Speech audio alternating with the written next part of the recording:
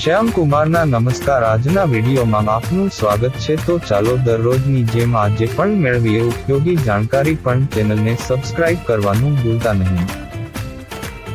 આજે ફેબ્રુઆરીના છેલ્લો દિવસ છે અને આ મહિનો પૂરો થતાની સાથે જ 1 માર્ચથી કેટલાક મહત્વપૂર્ણ નિયમોમાં ફેરફાર થશે, જેની સીધી અસર સામાન્ય માણસના ખિસ્સા પર પડશે. માર્ચ મહિનામાં નાણાકીય વર્ષ પૂરું થતું હોવાથી આ મહિનો ખૂબ જ મહત્વપૂર્ણ માનવામાં આવે છે. દર મહિનાની શરૂઆતમાં કેટલાક ફેરફારો થાય છે. અગાઉ ફેબ્રુઆરીમાં પણ ઘણા નિયમો બદલાયા હતા, પરંતુ હવે નવો ફેરફાર માર્ચના પ્રથમ દિવસથી અમલમાં આવશે, જેમાં ઘરેલું સિલિન્ડર, ક્રેડિટ કાર્ડ, જીએસટી નિયમો જેવા ઘણા ફેરફારો સામેલ છે. એલપીજી સિલિન્ડરની કિંમતોથી લઈને ક્રેડિટ કાર્ડના નિયમો સુધી, ચાલો માર્ચમાં થનારા કેટલાક મહત્વપૂર્ણ ફેરફારો વિશે જાણીએ. એલપીજી ગેસની કિંમતો. એલપીજી ઘરેલું અને કોમર્શિયલ સિલિન્ડરની કિંમતો દર મહિનાની પહેલી તારીખે સુધારવામાં આવે છે. છેવટે, 1 ફેબ્રુઆરીએ, ઓઇલ કંપનીઓએ બિઝનેસ સિલિન્ડરના ભાવમાં વધારો કર્યો હતો, જ્યારે ઘરેલું ગેસ સિલિન્ડરના ભાવ જેમ હતા તે પ્રમાણે રાખવામાં આવ્યા હતા. આ સમયે ગેસ સિલિન્ડરની કિંમતમાં વધારો થવાની આશા છે. જીએસટીના નિયમો બદલાશે. માર્ચની પહેલી તારીખથી જીએસટી સંબંધિત નિયમો પણ બદલાશે.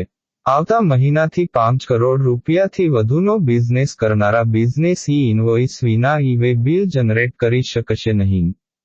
જીએસટીના ધોરણો મુજબ, રાજ્યોમાં 50,000 રૂપિયાથી વધુની કિંમતનો માલ વેચવા માટે વેપારીઓ માટે ઈ-બિલ જરૂરી છે અને 1 માર્ચે ચલણ વિના ઈ-બિલ જનરેટ કરી શકાશે નહીં.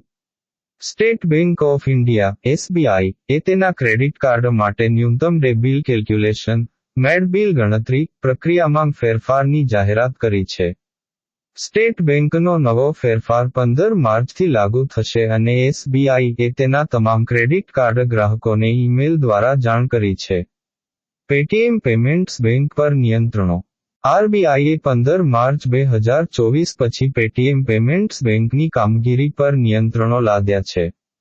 અગાઉ, 31 જાન્યુઆરીએ આરબીઆઈ દ્વારા જારી કરાયેલા આદેશમાં, આરબીઆઈએ પેટીએમ પેમેન્ટ્સ બેંકને નવા ગ્રાહકો ઉમેરવા પર પ્રતિબંધ મૂક્યો હતો અને 29 ફેબ્રુઆરી, 2024 પછી, ગ્રાહકના ખાતા, prepaid instrument, wallet, FASTag, national common mobility કાર્ડમાં કોઈ રકમ જમા કરી શકાતી નથી. અને કોઈ ક્રેડિટ ટ્રાન્ઝેક્શન અથવા ટોપ અપ કરી શકાશે નહીં. પરંતુ હવે આ ઓર્ડર 15 માર્ચથી અમલમાં આવશે.